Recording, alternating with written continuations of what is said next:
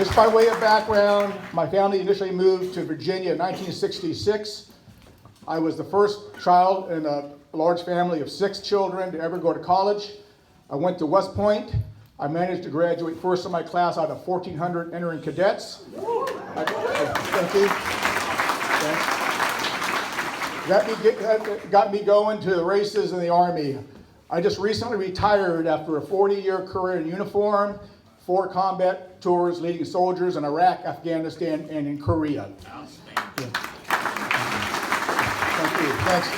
As a result of my experience and credentials, I was asked by 3 Republican candidates to be their national security advisor.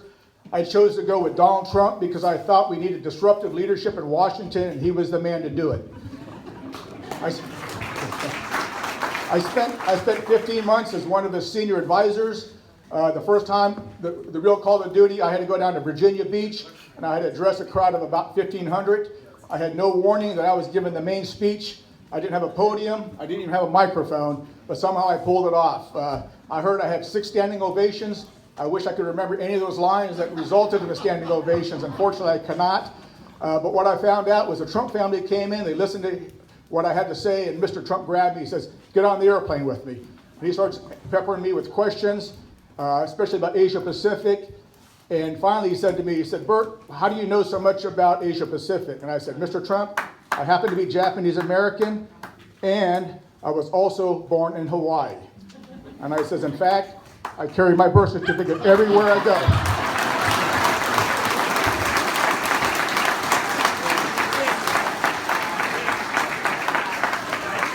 Rudy Giuliani fell out of his chair laughing.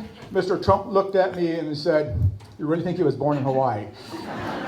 True story. I told him it didn't matter. I said, "We want you to win. It's cost you to vote." It took me like 3 different national security meetings with him to get him to change his mind.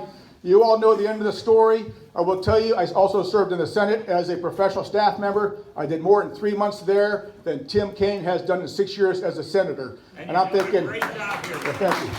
Thanks. And I'm thinking it's probably better that Tim Kaine has done nothing given his track record so far.